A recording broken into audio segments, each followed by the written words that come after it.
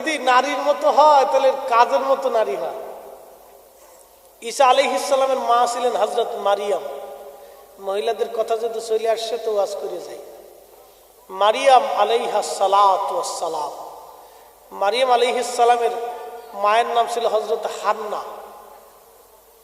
তো ওনার বাচ্চা কাচ্চা হয় না, প্রায় 80 বছর হয়ে গেছে, বৃদ্ধা হয়ে গেছে প্রায়।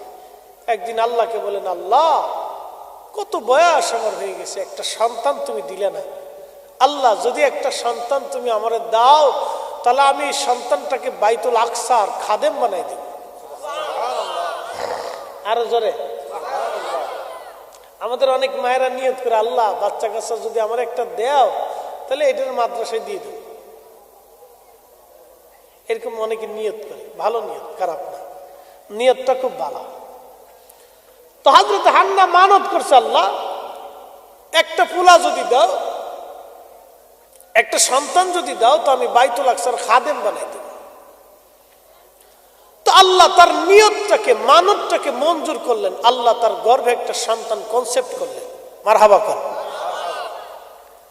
সন্তান আসার পরে দেখেন মহিলাদের দাম কত, মা বোনদের দাম কত বুঝছেন। বেডি যদি বেডির মতো হয় তো বিরাট দাম, আর বেডি যদি অর্ধেক বেডি অর্ধেক ইজলে হয় তো মুশকিল। বলে হুজুর অর্ধেক ইজলে আর অর্ধেক বেডি কইলেন কে? ঢাকার শহরে আমার বাসা সেকেন্ড বসুন্ধরা রিভার ভিতরে, মাঝে মধ্যে রাস্তা দিয়ে খালি মোটর সাইকেলের পিছনে ভুম ভুম ভুম, নতুন এক মোটর সাইকেল বেরিয়েছে খালি বুম বুম বুম বুম করে। এটার পিছনে একটা সরায়, একটা ফ্যান পরে, একটা শার্ট গায়ে দেয়, একটা গেঞ্জি গায়ে দেওয়া, কোনটা বেডা, সামনেরটা বেডা না সামনেরটা বেডি, না পিছেরটা বেডা না সামনেরটা বেডি, বোঝা যায় না। এই জন্য কেছি অর্ধেক বেডি অর্ধেক ইজলে।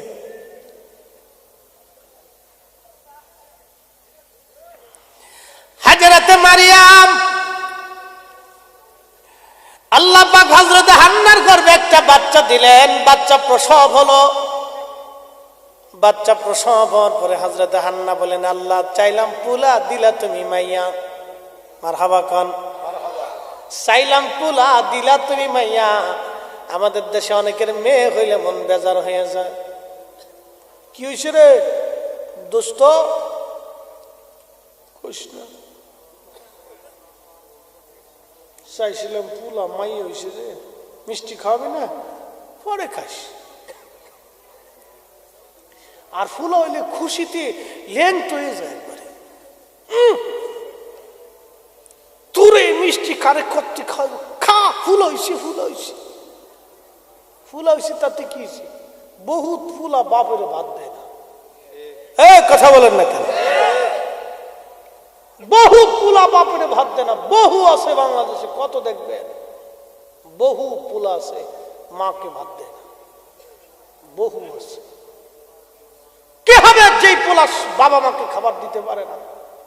ওটা হবে কি? আল্লাহর নবী বলেন, উম্মত চারটে কারণে রহমত তোমার ঘরে যাবে। চার কারণে মানুষ বেজার হয়ে যায়। এক নম্বরে মেহমান ঘরে গেলে বান্দা বেজার হয়, মেহমান গেলে বুঝবা ঘরে রহমত গেছে। 2 নাম্বার, বৃষ্টি হইলে বান্দা বেজার হয়, বুঝবা বৃষ্টি হইলে আল্লাহ রহমত পাঠাইছে। 3 নাম্বার, ঘরের মধ্যে যদি তোমার কন্যা সন্তান আল্লাহ দেয়, বুঝবা আমার মালিক আল্লাহ তোমার ঘরে রহমত পাঠাইছে।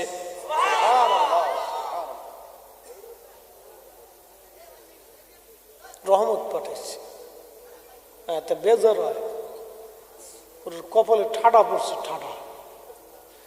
মেয়ে হওয়ার পরে যেটা বেজার হয় ওটার উপর কপালে ঠাডা পড়ছে। আমার 2 মাইয়া, মারহাবা কর, দুটোটা মাইয়া, মাশাআল্লাহ, আমি বিরাট খুশি। বিবি সাহেবা কয় ফুলা টলার দরকার, ধুর কত ফুলা আছে বাপরে খাইতে দেন, এটা দিকে দাও। আল্লাহ 2টা মেয়ে দিছে, এটি ভালো। এখনই মেয়েরা বাপের কি যত্ন করে ভাই, সব পুরুষ। আমি ঘুমাইলে মাকে ধমক দে, বাবা ঘুমাইছে সাবধান, বাবা মাহফিল করে আসছে না, ঘুমাইছে। পরে মায়ের মায় খালি হাসে আর কি, দেখছো নি এই তো বুঝো। এবার কোন সময় ছেলেদের চাইতে মেয়েদের দাম অনেক বেশি হয়। আরো আরো জোরে জোরে জোরে। আচ্ছা আপনারা বলেন, পৃথিবীর সব নবীরা মায়ের পেট থেকে আসছে, কথা বলেন না কেন? আমি বক্তা যত বড়ই হই না কেন, আমি আমার মায়ের সন্তান ফরিদি যত বড় বক্তা হোক না কেন, আমি আমার মাকে খুশি করতে না পারলে আমার বক্তাগিরির 4 পয়সাও দাম নাই। ফেরেশতারা জুতা দিয়ে পিটাইয়া পিটাইয়া আমার বক্তাগিরি তক্তা বানাইবে, কথা কোন ঠিক কিনা? ঠিক আছে রে? মুসলিমের সামনে 3টে পাকা দরকার। তো আপনাদের এলাকার একটা গুণ ভালো, প্রশংসা করতে মহিলাদেরকে, এই বাচ্চারা সামনে থাকে। আর আমরা দক্ষিণবঙ্গে খালি বাবা ভূতে দেবো না, ভূত ভূত ভূত ভূতের কথা কয়ে বাচ্চারা ঘরের ভিতরে উঠাই তো। হ্যাঁ, বাচ্চারা ভূতের ডর দেখে। হ্যাঁ মা বোনেরা, হযরত হান্না আল্লাহকে বললেন, আল্লাহ তোমার সিদ্ধান্তই চূড়ান্ত। আল্লাহ পাক বলেন, একে বাইতুল আকসার খাদেমা বানায় দাও। হযরত হান্না সন্তানকে নিয়ে বাইতুল আকসার সামনে দাঁড়ায় বললেন, বাইতুল আকসার মুসলমানেরা, আরে বাইতুল আকসার ইমাম সাহেব শোনেন, আল্লাহ আমাকে একটা সন্তান দিয়েছে, চাইছিলাম ছেলে, আল্লাহ দিয়েছে মেয়ে। হযরত হান্নার স্বামীর নাম ছিল হযরত ইমরান আলাইহিস সালাম। তিনি বাইতুল আকসার ইমাম ছিলেন, তিনি ইন্তেকাল করেছেন। সন্তানকে বুকে নিয়ে আসছি, আমার ছোট্ট বাচ্চাটাকে নিয়ে আসছি। এই আমার বাচ্চাটাকে মসজিদের খাদেমের নিয়ত করেছিলাম, মানত করেছিলাম, আল্লাহ আমাকে এটা সন্তান, মেয়ে সন্তান দিয়েছে। আপনারা দয়া করে আমার এই মারিয়ামকে এই মসজিদের খাদেমা বানায় নেন।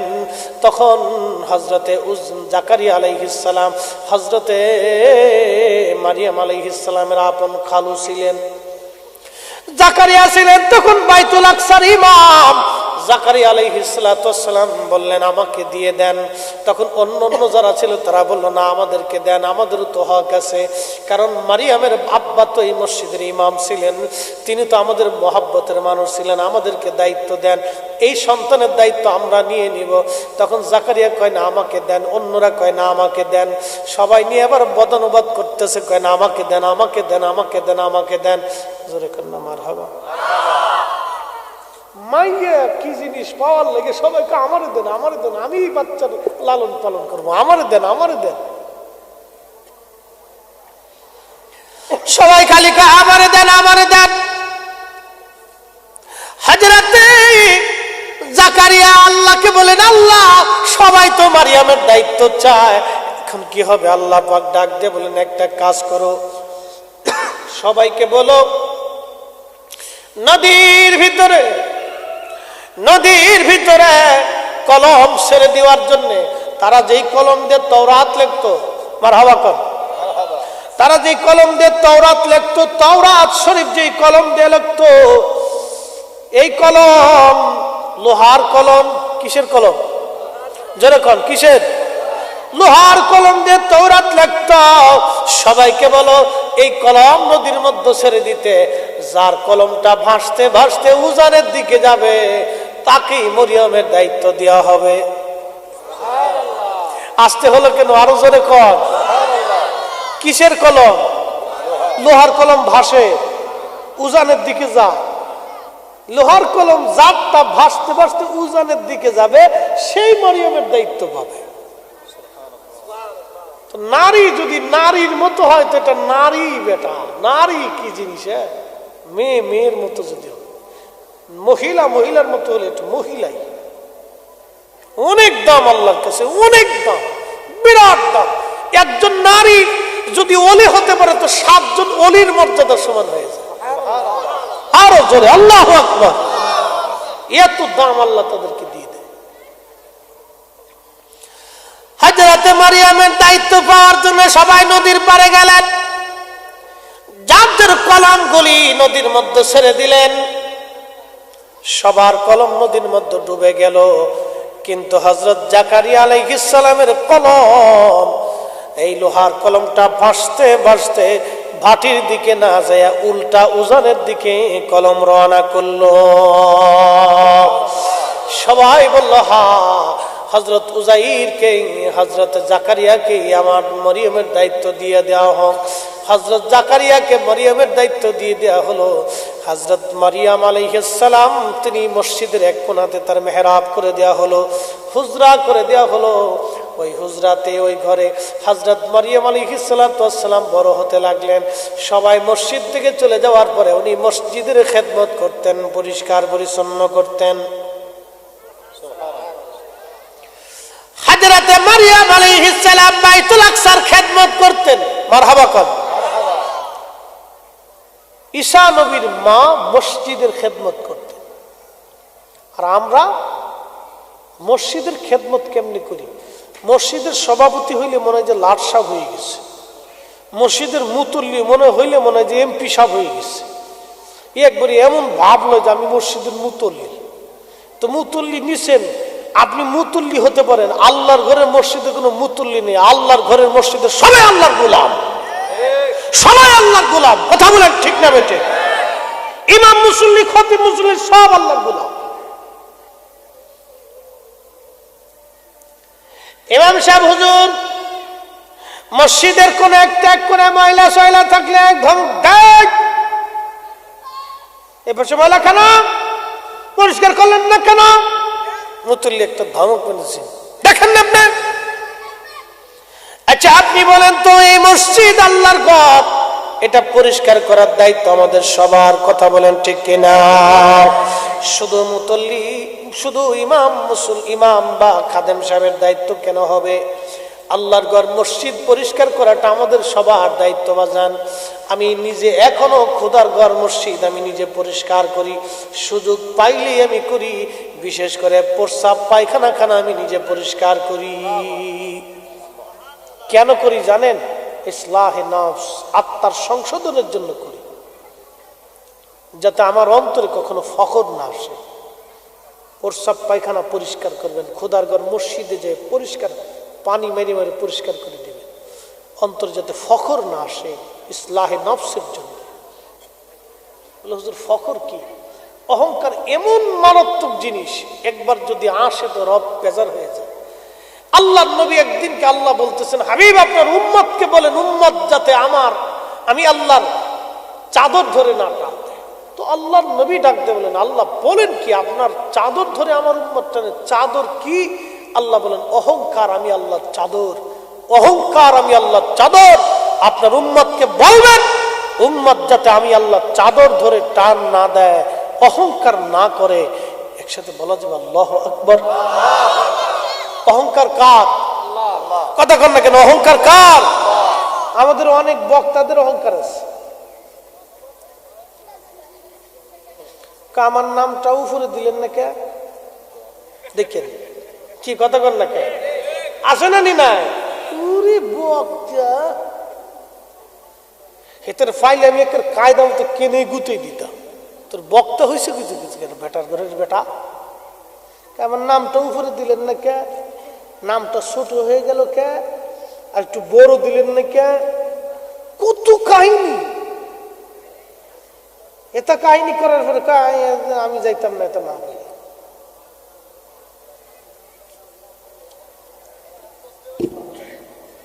আস্তাগফিরুল্লাহ আল-আযীম। এই ওয়াজ দিয়ে কি হবে? হে নবীর উম্মত, বুঝিয়া যাবেন। বক্তার কথা বললাম, বক্তার কথা বললাম, নাম উপরে দিলেন না কে? বড় করে দিলেন না কে? এতা সাতা লেতা খেতা বহুত কিছু, এগুলি না বাজান। ফখর অনেক বড় খারাপ জিনিস। আবার কয় নামটা এই হুজুরের নাম উপরে দিছেন, আমারটা নিচে দিছেন। এটা হলো কামিল পাস করছে আর আমি 3টে ডিগ্রি আছে আমার। এই কথা কন না কে? আমরার কথা কইতেছি, আপনাদের কথা কই লাভ নাই, আমরা আগে কই। হে হলো কামিল পাস করছে আর আমি হইলাম 3টে ডিগ্রি আমার, তা আমার নিয়ম নাম দিচ্ছেন হে তার উপরে দিচ্ছেন, এটা আমি যাইতাম না।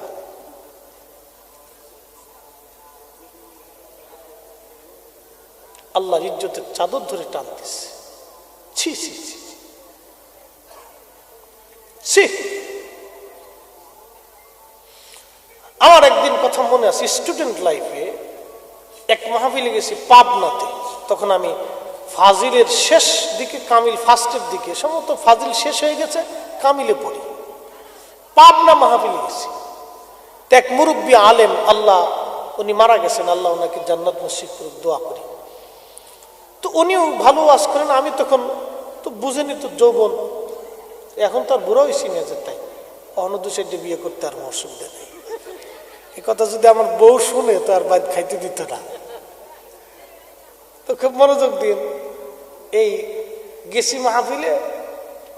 এখন আগে তো অত পোস্টার মাস্টার হয়েছে, তো মাইকিং সাইকিং করছে। তা আমার আইসা কমিটির যে প্রধান মেম্বার সাহেব ছিল, আল্লাহ ওনার জান্নাতি করুক, মারা গেছেন। তো মেম্বার সাহেব এসে আমারও বলতেছে, বাবা আমি তো একটা কাজ করছি। বলে কি কাজ? আপনি তো আমাদের প্রধান বক্তা, কিন্তু মুরব্বীরে প্রধান বক্তা বানাইছি, আপনারে বিশেষ বক্তা বানায় মাইকিং টাইকিং করছে, আপনি কি বেজার? আমি কি বলেন চাচা, একটা কথা বললেন। আমার বলতেছে কি বাবা আপনারা আগে দিব, ওনারে পরে দেব, আপনার কি কোনো অসুবিধা আছে? আমি বললাম আপনি বলতেছেন কি? উনি হলো মুরব্বী আলেম, হাই সর্বনাশ, উনি আমার পিতৃতুল্য। উনি দোয়া করবে, আমি ওয়াজ করবো। উনি লাস্টে করবে, আমি ফার্স্টে করবো। এর জন্য কি আমাকে জিজ্ঞেস করতে হবে? উনার সম্মান অনেক বেশি। তো উনি সেদিন আমাকে একটা কথা বলছিল, বাবা বহু বক্তা দেখছি আমাদের দেশে গুতাগুতি করে, কিন্তু তোমার কাছ থেকে এত সুন্দর কথা শুনে আমার কাছে খুব ভালো লাগছে। বাবা আল্লাহ তোমার অনেক বড় করবে, দোয়া করে দিই। আমার কোনোদিনই এগুলো অন্তরে কখনো আসেনি। কখনো আসতে গেলে আমি তখন অন্তরকে ধাক্কা মারছি, অন্তরে এগুলো আনাই তো যাবে।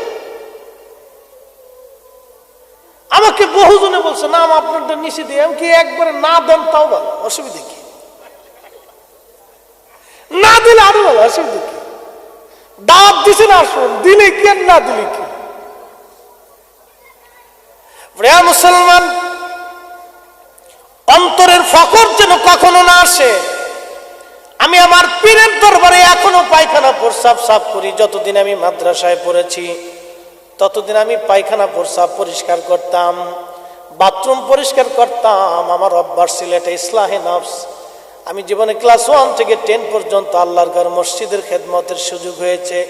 শুধু মসজিদের খেদমত আমি করি নাই, আমি আমার মায়ের এত পরিমাণে খেদমত করতাম, মায়ের থালা বাসন পর্যন্ত ধুয়ে রান্না বান্না পর্যন্ত করে দিছি।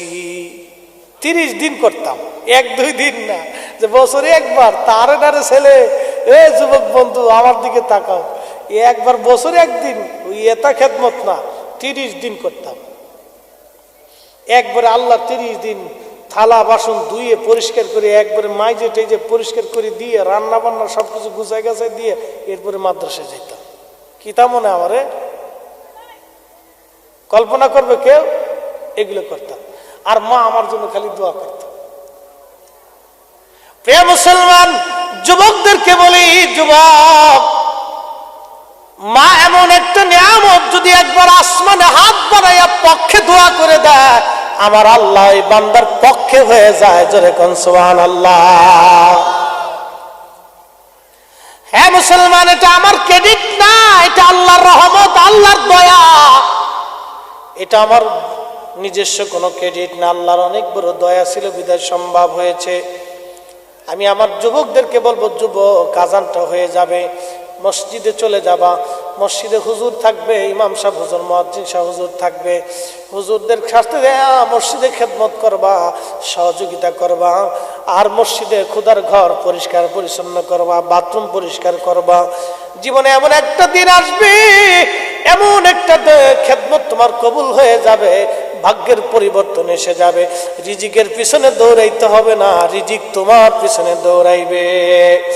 হযরত মারিয়াম আলাইহিস সালাম আল্লাহর ঘরের খেদমত করতেন। পৃথিবীতে এমন কোন নবী নাই যে নবী আল্লাহর ঘরের খেদমত না করেছেন। আমাদের নবী পর্যন্ত খোদার ঘরের পাথর টেনে মসজিদে নববী তিনি বেঁধেছেন, বানাইছেন। একবার জোরে বলা যাবে কি মারহাবা? কষ্ট হচ্ছে? যুবক বন্ধুদেরকে বলি, ইমাম সাহেব হুজুরের সাথে আপনারা মসজিদের খেদমত করবেন। আমি জীবনে বহু করছি, আপনাদেরকে বলি, জীবনে এই আজকের মাহফিল থেকে শুনে যাবেন, জীবনে আপনাকে পিছনের দিক তাকাইতে হবে না। কোথা থেকে কেমনে আল্লাহ রিজিকের বন্দোবস্ত করে দেবে আপনি নিজেও বুঝতে পারবেন। আল্লাহ আপনার একটা না একটা ফয়সালা, উত্তম ফয়সালা আপনার জন্য করে দেবে। আপনি আল্লাহর ঘরের মসজিদে নিয়মিত মাঝে মধ্যে যে হুজুরকে সাহায্য করবেন, খেদমত করবেন। জুমাতে আগে যাবেন, 1 ঘন্টা আগে যাবেন, হাতে কাজ নাই, চাকরি নাই, বাকরি নাই, কিছু নাই, আপনি আগে চলে যাবেন, যে আল্লাহর ঘরে মসজিদে খেদমত। আহা, আল্লাহ রসুল পর্যন্ত, পৃথিবীর রসুল করিমের দামি দামি সাহাবীরা আল্লাহর ঘর মসজিদে খেদমত করছেন। আবু বকর, ওমর, উসমান, আলীর মতো হাস্তি যারা দুনিয়ার থেকে জান্নাত নিয়ে কবরে গেছে, তারা আল্লাহর ঘর মসজিদের খেদমত করে গেছে। সুবহানাল্লাহ বলা যাবে না ভাই? ঈসা আলাইহিস সালামের মা মারিয়াম আলাইহিস সালাম মসজিদে খেদমত করতেন। সুবহানাল্লাহ বলা যাবে? আর আমরা বেডিটা টিহাই দিয়ে পারছে না, খালি লিপস্টিক দেন। বিদেশের টাকা এলে আপনাদের ব্রাহ্মণবাড়িয়া তো ফুট করে পাখির মতো উড়াল দেখলে আঁকাওরা দৌড় দেয়। কি কথা বল না, কে খালি আঁকাওরা দৌড় দেয়। টাকাটা পাইলিয়েছে বিরোধিতা করলে যে হুজুর লোক সুবিধার লাভ, হুজুরে আনার লাগে টিয়া পয়সা দিচ্ছে, আর হুজুরে আপনার বার দিয়ে যেতেছে। দোকানে গেলে দোকানদার কাপড় একটা দেয়, বাবি কি সুন্দর না লাগতেছে, নাইস। একটা পাম মারছে, এক পামে বাবি ফুললে টেবা টেবা হয়ে গেছে। জানো কত টিয়া দিয়ে আনছি? কত টিয়া? 5,000 টিয়ার শাড়ি, শাড়ির দাম হলো 2,000 টিয়া। মহিলার ফামই খুশি, আর দুনিয়ার তো আসাদ মিনাল ফাম। এই জন্য আল্লাহ রসুল বলছে 3 জায়গায় মিশে কথা কওয়া যায়। 1 নম্বর ভেজাল মীমাংসা করার জন্য, 2 নম্বর জীবন বাঁচানোর জন্য, আর একটা জায়গা আছে নিজের বিবিরে খুশি করার লাগে। সুবহানাল্লাহ কবে? নিজের বিবিকে খুশি করার জন্য মিশে কথা কওয়া যায়, ঝগড়া যাতে না বাঁধে। মহিলারা এই ওয়াজ শুনে গেছে, বাজ্যা আজকে আজ 2-1 সপ্তাহের ভিতরে পাম টাম মাইরেন না, কিন্তু 2-1 সপ্তাহের ভিতরে দিয়েন না, দিলে কিন্তু একবারে শেষ। আর যদি কোনোদিন খালি কইছেন যে না খাবার বেশি ভালো হয়েছে না, জরিনার মাঠটাই ভালো হয়েছিল, তাহলে আর মনে করেন যে আপনার মুশকিল। আমি একদিন খালি কইছিলাম যে না তোমার রান্নাটা আজকে বেশি হয়েছে না, মাহফিলে যে দেখাই এটাই তো ভালো। আজও পর্যন্ত খুঁটা দিয়ে কয় হ্যাঁ আমারটা তো ভালো লাগবে না, তোমারটা তো মাহফিলেরটাই ভালো লাগে, কখনো কয়। এই জন্য আমার দুঃখে আছে, নিজে দুঃখে, এটা কোয়েন না, কিন্তু খালি পামে রাখবেন না খুব ভালো হয়েছে। যদি লবণ দিয়ে ভরে ফেলা কয় না জীবনে এরকম খাওয়ানি খাইছি না, কথা তো সত্য, কথা তো সত্য যে এরকম খাওয়ান খাইছি না জীবনে।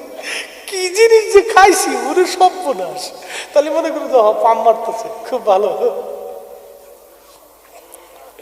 হযরত মারিয়াম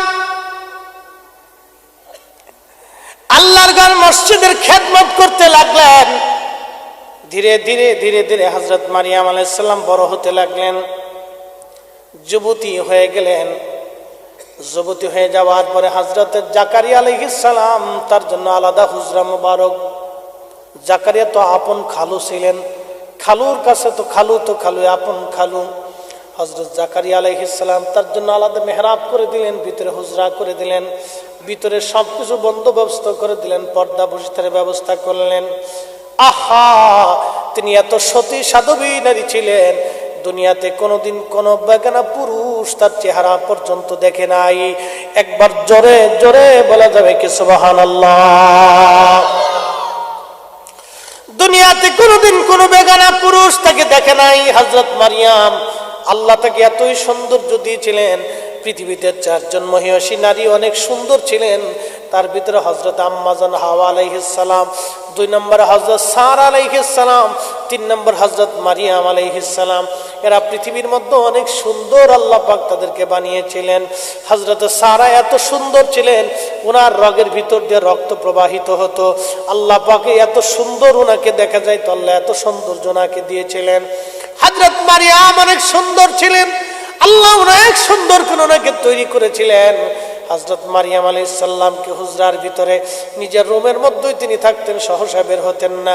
সবাই মসজিদ থেকে ইবাদত করে যখন চলে যাইতেন, মারিয়াম আলাইহিস সালাম মসজিদের বাহিরে তালা মারা হতো, উনি ভিতরে যে পুরা মসজিদের খেদমত করে পরিষ্কার করে তিনি আবার চলে আসতেন। উনি হুজরার ভিতরে থাকতেন। আমার আল্লাহ তার ইবাদতে খুশি হয়ে আমার মালিক আমার আল্লাহ হযরত মারিয়ামের জন্য রাত্রিবেলা মাঝে মধ্যে আল্লাহর জান্নাত থেকে খাবার পাঠাইতেন। কোথা থেকে? জান্নাত থেকে খাবার আসছে মারিয়ামের জন্য। মারিয়ামের জন্য জান্নাত থেকে খাবার আসতো, ফলমূল আসতো। জাকারিয়া আলাইহিস সালাম একদিন ঢুকে দেখলেন ফলমূল, জান্নাতের খাবার, অমৌসুমী ফল, যেই সময় আম না সেই সময় আম, যেই সময় কাঁঠাল না সেই সময় কাঁঠাল, যে সময় খেজুর না সেই সময় খেজুর। ডাক দেয়া বলেন, মারিয়াম এই খাবার তুমি কোথা থেকে পাইছো? হযরত মারিয়াম বলেন, এই খাবার আমার মালিক আমার আল্লাহ জান্নাত থেকে আমার জন্য পাঠাই দিয়েছে। একবার জোরে বলা যাবে কি সুবহানাল্লাহ? হযরত মারিয়াম আলাইহিস সালাম মসজিদের ভিতরে খেদমত করতে লাগলেন, যৌবনে পদার্পণ করলেন। হঠাৎ করে একদিন দেখলেন ওনার অন্দরমহলের ভিতরে, ওনার ঘরের দরজার সামনে একটা যুবক, সুদর্শন যুবক দাঁড়ায় রয়েছে। সুদর্শন একটা যুবক দাঁড়ায় রয়েছে। মারিয়াম আলাইহিস সালাম ভয় পেয়ে গেলেন। ডাক দেয়া বলেন, যুবকরা কে তুমি? আমার অন্দরমহলে কি করে তুমি ঢুকলা? অথচ হযরত জাকারিয়া বাহির থেকে তালা মেরে চলে যাইতেন যাতে কেউ ভিতরে ঢুকতে না পারে। কারণ মারিয়াম একা থাকতেন, কেউ যাতে ভিতরে ওনার ঘরে ঢুকতে না পারে বাহির থেকে তালা মেরে চলে যাইতেন। ওই এলাকায় একটা যুবক ছেলে ছিল, তার নাম কাফুর। কাফুর ছিল লুচ্চা, খালি এলাকার মেয়েদেরকে উত্ত্যক্ত করত। আমাদের বাংলাদেশেও প্রায় অঞ্চলে এরকম কিছু লুচ্চা আছে, ডিগ্রি ছাড়া। এই আসতে কোনকে জোরে কর, খালি গোলাপ ফুল নিয়ে স্কুলের সামনে দিয়ে খালি গুড়গুড় করে ঘুরে। কে রে, লজ্জা করে না? শরম করে না? লুচ্চা কোথাকার।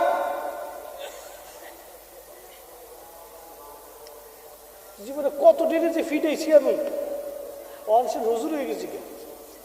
হ্যাঁ, মারছি আমি জীবনে, যারও দিছি তারে একবারে সাইজ মতো দিয়ে দিছি।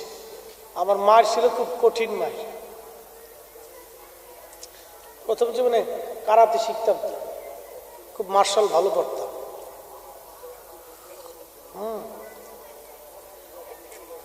মার্শাল আমি পড়তাম, খুব সিরিয়াস মার্শাল পড়তাম।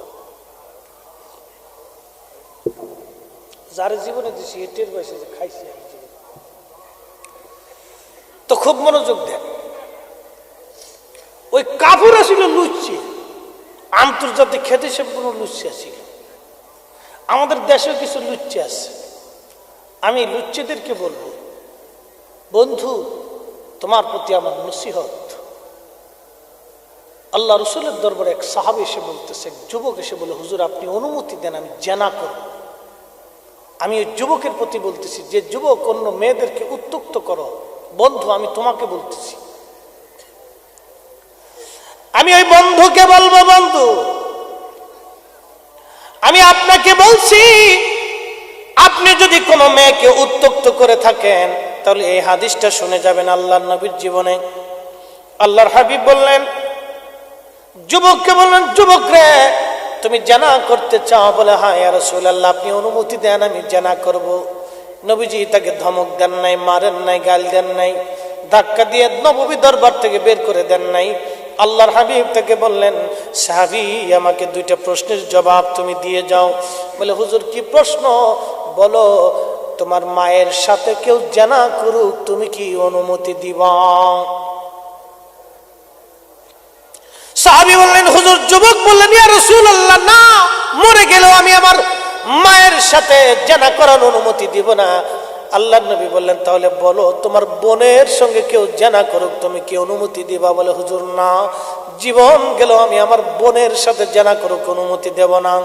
তাহলে বলো তোমার বিবির সাথে কেউ জেনা করুক, তুমি কি চাও?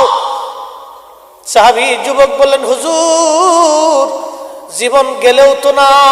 তাহলে বলো তোমার কলিজার টুকরা মেয়েটার সঙ্গে কেউ জেনা করুক, তুমি কি চাও? বলি, ইয়া রাসূলুল্লাহ, জীবন গেলেও তো অনুমতি দেব না। নবী বললেন, তাহলে বলো তুমি কার সঙ্গে জেনা করবে?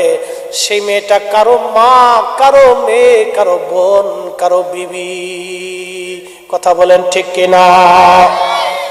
যেই যুবকরা ইফটিজিং করেন, আমার বোনদেরকে উত্ত্যক্ত করেন, আমি ওই যুবককে বলবো, বোন, যুবক বন্ধু, তুমি কোন নারীকে উত্ত্যক্ত করো? সেই নারী কারো কলিজার টুকরা মেয়ে।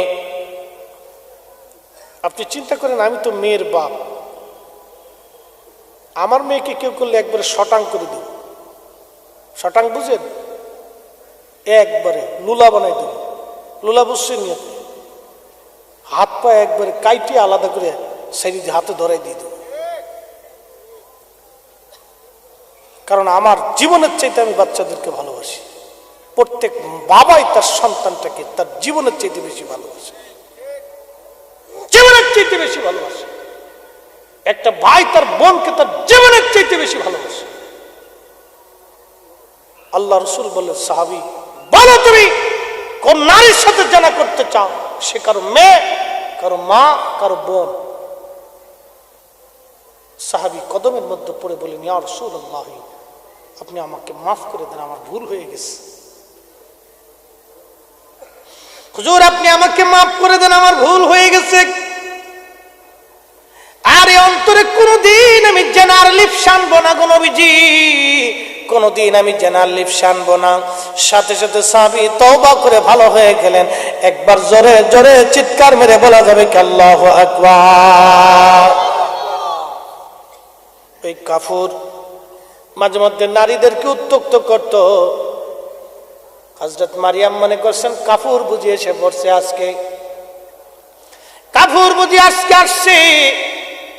কাফুর মারিয়াম ভয় পেয়ে গেলেন, এই যুবক আমার দিকে আসবে না, কোন নারী কোন পুরুষ আমার চেহারা কোনদিন দেখে নাই, সাবধান তুমি আমার দিকে আগাবে না, আল্লাহর কসম করে বলি। হযরত মারিয়াম আলাইহিস সালাম ভয় পাইতে লাগলেন। এমন সময় যুবক ডাক দিয়ে বলেন, হুজুর মারিয়াম আপনি ভয় পাবেন না, আমি কাফুর না, আমি মানব না, আমি খোদার ফেরেশতা জিবরাইল আমিন। একবার জোরে বলা যাবে কি মারহাবা, আল্লাহু আকবার। মারিয়াম বলতেছে, আপনি জিবরাইল, তো আমার কাছে কেন আসছেন? বলে, হ্যাঁ মারিয়াম আমি আসছি আপনাকে একটা পবিত্র সন্তান দেওয়ার জন্য। মারিয়াম আলাইহিস সালাম বললেন, আমার তো সন্তান হবে, আমার তো বিয়ে হয় নাই, কোন পুরুষ আমার শরীরে স্পর্শ পর্যন্ত করে নাই। সুবহানাল্লাহ বলা যাবে না? আর একটু জোরে, আরো জোরে, আরো জোরে। কতটুকুন সতী সাধবী একজন নারী যে তাকে কোনো পুরুষ কোনোদিন স্পর্শ করে নাই। এটা নারী, আমাকে স্পর্শ পর্যন্ত কোনোদিন করে নাই। হাজরাতে মারিয়াম বলতেছে, জিবরাইল সন্তান কি করে হবে? জিবরাইল বললেন, আল্লাহ বলেছেন, ইজা আরাদা শাইআন আইয়াকুলা লাহু কুন ফায়াকুন। শুধু বলতে দেরি হবে, আমার রব হয়ে যাবে, দেরি হবে না, আল্লাহ যেমনে চায় এমনিই হবে। আপনি হা করেন। হযরত মারিয়ামকে বললেন, জিবরাইল আপনি হা করেন। হযরতে জিবরাইল হা করে, হযরতে মারিয়াম আলাইহিস সালাম হা করলেন। দূর থেকে দরজার সামনে থেকে দাঁড়ায়া জিবরাইল ফু দিলেন। আল্লাহু আকবার। না হয় না, আরো জোরে, আরো জোরে। তুখরিজুল হাইয়া মিনাল মাইতি ওয়া তুখরিজুল মাইতা মিনাল হাইয়্যি তুখরিজুল হাইয়া মিনাল মাইত। মরা থেকে জিন্দা বের করি, জিন্দা থেকে মরা বের করি আমি আল্লাহ আল্লাহ আল্লাহ আল্লাহ। ফু দিলেন জিব্রাইল, ওই ফুয়ের মাধ্যমে হযরত মারিয়াম আলাইহিস সালাম তিনার গর্ভে হযরত ঈসা রূহুল্লাহ রূহুল্লাহ রূহুল্লাহ হযরত ঈসা রূহুল্লাহ জিব্রাইলের ফুয়ের মাধ্যমে মায়ের গর্ভে চলে গেলেন। কুদরতের মালিক মালিক। ইয়া আইয়ুহান নাস, আল্লাহ বলতেছেন ইন্না খালাকনাকুম মিন যাকারিন ওয়া উনসা।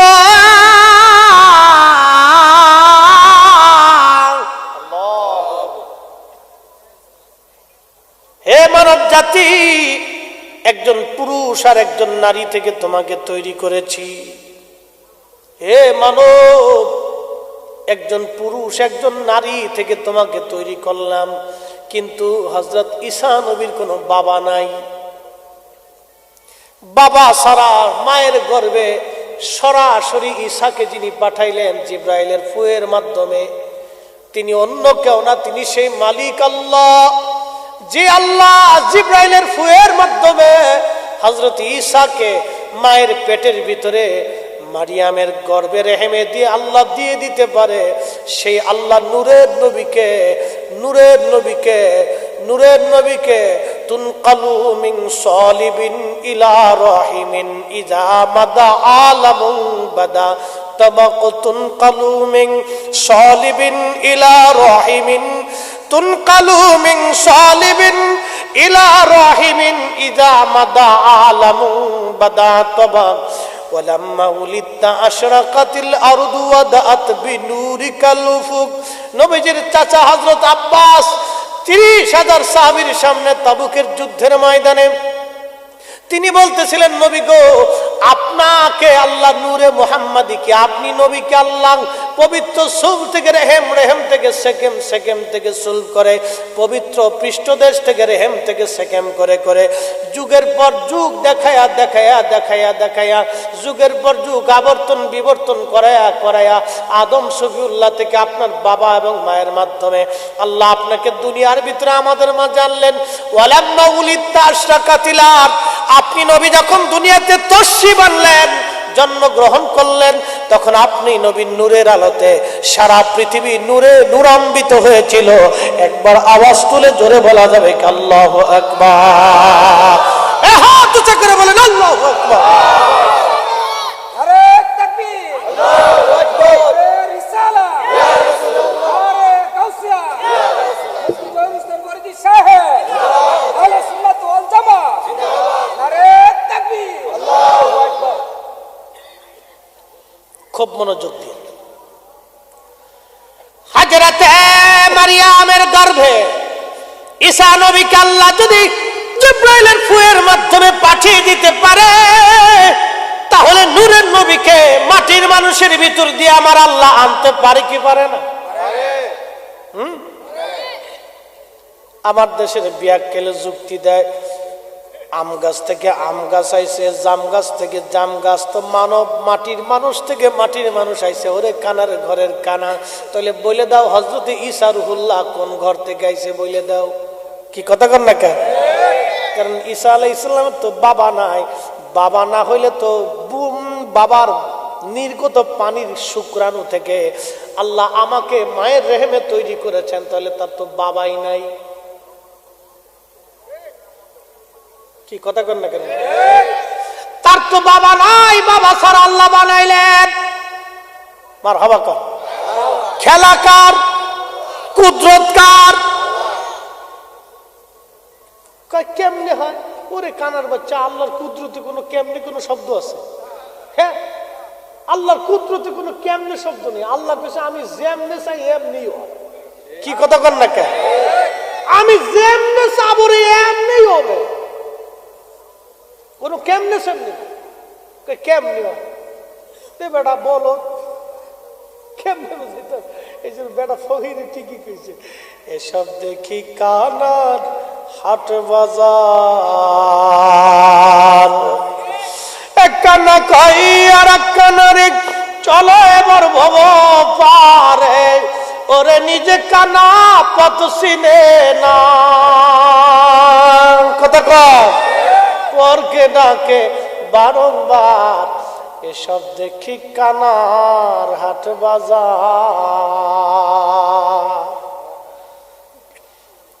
জিব্রাইলের ফুয়ের মাধ্যমে হযরত ঈসা রুহুল্লাহ আলাইহিস সালাতু ওয়াস সালাম মায়ের পেটের মধ্যে চলে গেলেন। আল্লাহু আকবার! কি আল্লাহর কুদরত! মায়ের পেটের মধ্যে চলে গেলেন ঈসা আলাইহিস সালাম। ধীরে ধীরে ধীরে ধীরে বড় হতে লাগলেন। আহা, নিদর্শন বোঝা গেল হযরত মারিয়াম গর্ভবতী হয়ে গেছেন, অন্তঃসত্ত্বা। এখন বলেন, সারা বছর মারিয়াম তো ঘরের মধ্যেই থাকেন, তার ঘরের বাহিরে তালা মেরে চলে যায় হযরত জাকারিয়া আলাইহিস সালাম। জাকারিয়া তালা মেরে চলে দিয়ে যায়। মানুষ বলল, তাহলে জাকারিয়া বুঝি তার সাথে জেনা করছে। হায় হায় হায়! ইহুদিরা বলল জাকারিয়া জেনা করছে, কারণ ইহুদিরা তো আগে থেকেই দুষ্ট শয়তান। এখনো দেখবেন ইসরায়েলের ইহুদিরা আন্তর্জাতিক মানের শয়তান। কি কথা কন না কেন? সারা পৃথিবীতে যত ঝামেলা ওই ইহুদিরা বাধায়। রাশিয়া ইউক্রেন যুদ্ধটা ইহুদি শয়তানের জন্যই লাগছে। ইউক্রেনের রাজা ওটি ইহুদি, ইউক্রেনের যেটা প্রেসিডেন্ট ওটি ইহুদি। এই ইহুদি না হলে আর এই যুদ্ধটা লাগতো না। এই শয়তানে ক্যাপসব লাগিয়েছে। এগুলা আন্তর্জাতিক চাইল আর কি। তো যাই হোক, এগুলো আমার কোনো ফাংশন না। এগুলির কারণে সারা পৃথিবীতে একটা অশান্তি। হ্যাঁ মুসলমান, মনোযোগ লাগান। হযরত মারিয়াম আলাইহিস সালাতু ওয়াস সালাম অন্তঃসত্ত্বা। সারা দেশে জানাজানি হলো, কি সর্বনাশ! কঠিন পরিস্থিতি মারিয়াম আলাইহিস সালাম পড়ে গেলেন। আল্লাহর বিরাট বড় পরীক্ষা মারিয়াম আলাইহিস সালামের হয়ে গেল। জাকারিয়া আলাইহিস সালামকে মানুষ দোষারোপ করলো, জাকারিয়াকে মানুষ দোষারোপ করলো। কি কঠিন পরিস্থিতি দাঁড়ায় গেল।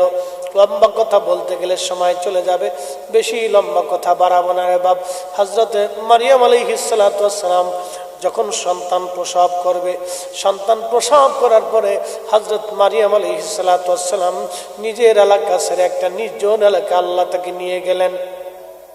নির্জন এলাকায় নিয়ে যাওয়ার পরে হযরত মারিয়াম আলাইহিস সালাতু ওয়াস সালামের সংক্ষিপ্ত জীবন বলতেছি। নির্জন এলাকায় চলে গেলেন, একটা খেজুর গাছের গোড়ায় গেলেন। খেজুর গাছটা ছিল মরা। কি ছিল? মরা একটা খেজুর গাছ। খেজুর গাছের কাছে চলে গেলেন হযরত মারিয়াম আলাইহিস সালাম। হযরত ঈসা রুহুল্লাহ পৃথিবীতে আসবেন, তখন ওনার বড় কষ্ট হচ্ছিল। তখন আল্লাহকে বলেন, আল্লাহ আমি তো ক্ষুধার্ত হয়ে আছি, ইয়া রব এখানে কি অবস্থা, আমি তো খুব কষ্টের মধ্যে আছি। তখন আল্লাহ রাব্বুল আলামিন বললেন, মারিয়াম তোমার পাশে যে খেজুর গাছ আছে, এই খেজুর গাছ ধরে তুমি টান দাও। একটা মরা খেজুর গাছ। আল্লাহ পাক হযরত মারিয়াম যখন খেজুর গাছে হাত দিলেন, সাথে সাথে গাছ তাজা হলো, ফল হয়ে গেল। হযরত মারিয়াম যা টান দেওয়ার সঙ্গে সঙ্গে ফলগুলি পেকে পেকে খেজুরগুলি মারিয়ামের কাছে পড়তে লাগলো। একবার জোরে বলা যাবে কি আল্লাহু আকবার! মালিককে খাবার দেয় কে? এরপরও সুদ খায়, এরপরও আরেকজনের জমি দখল করে। কয়দিন আগে দেখছেন না, আমাদের দেশের বড় বড় ব্যবসায়িকরা খালি সিন্ডিকেট করে। যুদ্ধ বাড়ছে রাশিয়াতে, তেলের দাম বাড়ে বাংলাদেশে। কি আজীব চিন্তা করেন। সোয়াবিন তেল আনে না, একটা সিন্ডিকেট করে দিয়ে প্রশাসনও মহা মুশকিলে পড়ে যায় মাঝে মধ্যে। আমদানি করে না, সারা দেশে মনে করেন যে সোয়াবিন তেলের দাম আগুন বরাবর হয়ে গেল। High high high! ডিমের দাম হঠাৎ করে আগুন বরাবর। কিরে, মনে হইতেছে সারা দেশে ডিম নেই, অথচ প্রত্যেক দিন কিন্তু মুরগি ডিম পাড়তেছে। হ্যাঁ, চিন্তা করতে পারছেন কত বড় ডাকাত! বাংলাদেশের মুরগে মনে ডিম পাড়া বন্ধ করে দিছিল না কি করে? হ্যাঁ, পুরে সুর। এই সুরের ভিতরে কিছু আদি সাবু আছে। এই কথা কন না কে? এই টাকাগুলি নিয়ে মক্কায় যাইয়া কাবা ঘরে চারপাশ দিয়ে ঘুরে আর তাওয়াফ করে আর আল্লাহ মাফ করে দেওয়া শয়তানে আসে আর কি। উরে সিটার, কত বড় সিটার রে তুই! তুই মাসির ডিম চুরি করিয়া এখন বাংলাদেশের মাসির পকেট কাইটিয়া কষ্ট মানে রক্ত শুষে টুসি এরপরে এখন আইসে কাবা করে সার্ভিস দেয়া ঘুরিস আর কান্দিস আর করে আল্লাহ মাফ করে দাও নাকি। কত বড় সিটার রে শয়তানে! উরে সিটার, তুই আমার সাথে বড় সিটার। আমি 9 লক্ষ বছর ইবাদত করছি, আমার সিটারের ইবাদতের মধ্যে সিটারই ছিল না। তুই আইসি একবারে আজি সব সাইজিয়ে একবার সাদা কাপড় টাপড় পরে আইসিয়ে একবার সারা দেশের মানুষের ডিম চুরি করে খাইয়ে। হ্যাঁ, কি ডিম চুরি করছে না? ডিম চুরি তো, ডিম চুরি করে খাইয়ে তুই আইসিয়ে এই আমার এই কাবা ঘরে এসে তাপ করতেছিস, আল্লাহর সাথে বাহানা করতেছিস। তুই তো আমার সাথে বড় সিটার। শয়তান আসে করতে আমার সাথে বড় সিটার। শয়তানের সাথে সিটার দেশে বহুত হয়ে গেছে। আল্লাহ পাক এই সমস্ত সিটার থেকে আমরা বাঁচাক। সবাই কোন আমিন। মুসলমান হযরত মারিয়াম আলাইহিস সালাম গাছ ধরছে, আল্লাহকে ঝাঁকি দাও, দেখবে ফল পড়ে গেছে। তাজা তাজা ফলগুলি হযরত মারিয়ামের জন্য আল্লাহ পাক ফেলে দিলেন। আল্লাহু আকবার, আল্লাহু আকবার। এই জন্য গর্ভবতী নারী যারা আছে তাদেরকে খেজুর খাওয়াবে, এটা ভালো। খেজুর, খেজুর গর্ভবতী নারী যারা আছে তাদের জন্য খেজুর খুব উত্তম খাবার। মাদেরকে বলে যাব আপনারা খেজুর খাবেন, এটা খুব ভালো জিনিস। এটার ভিতরে খুব শক্তি থাকে, বাচ্চারা হৃষ্টপুষ্ট হয়। গর্ভবতী নারী যারা আছেন তারা মাঝে মধ্যে খেজুর খাবেন, এটা খুব দামি খাবার, ভালো খাবার। আল্লাহ পাক বললেন তুমি ঝাঁকি দাও, কে খেজুর পড়বে। এই যে আল্লাহ রসুল কোন গর্ভবতী নারী আসলে নবীজি বললেন তাকে খেজুর খাও। প্রচুর পরিমাণে খেজুর খাওয়ানো হতো। ওর খেজুর বেশি বিরাট কিন্তু হট, একবার বেশি খেয়ে না গ্যাস্ট্রিকে ধরবে। একবার বেশি খেয়ালেন না, নিয়মিত পরিমিত নিয়মিত অল্প অল্প করে খাইতে হয়। আর মধু খাবেন, মধু। আর শিফা উল্লিন্নাস, আল্লাহ বলছেন এটা মানুষের জন্য শেফা। একসাথে বলি মারহাবা। এগুলি খায় না, খায় খালি বিড়ি। আচ্ছা, বিড়ি খাওয়ার আগে কি বিসমিল্লাহ কোয়া যায়? খাওয়ার শেষে আলহামদুলিল্লাহ বলা যায়? টান টুন দিয়ে সেন্টে ফেলে দিয়ে আলহামদুলিল্লাহ। আর একটা ধরন আগে বিসমিল্লাহির রহমানির রহিম। সওয়াব হবে না? না, সওয়াব হতো না। মন খারাপ করেন না, আপনাদের মন খারাপ করার জন্য বলতেছি।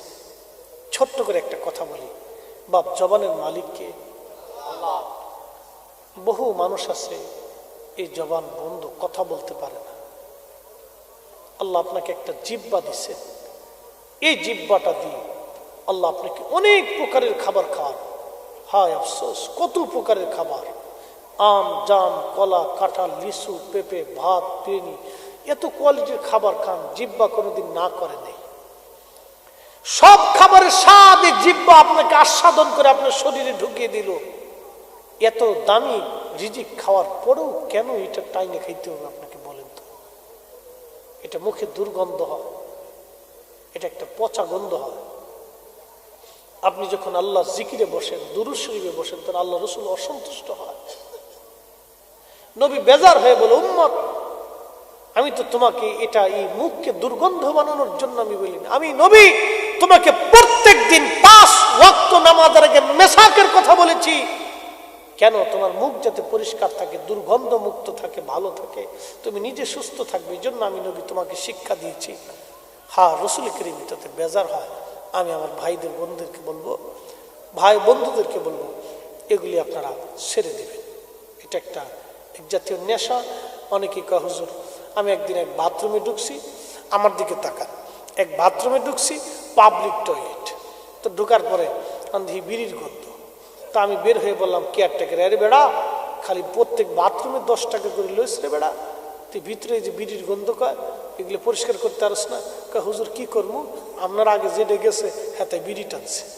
আমি কি বাথরুম কি বিড়ি টানার জায়গা রে? কয় হুজুর বাথরুমে বিড়ি না টানলে বলে ক্লিয়ার হয় না। এনে বই না টানলে বলে ক্লিয়ার হয় না। আমি হারি সর্বনাশ, কই যাইতাম। তো আপনাদেরকে বলবো, এগুলি রক্তের সাথে মাঝে মধ্যে মিশে যায়।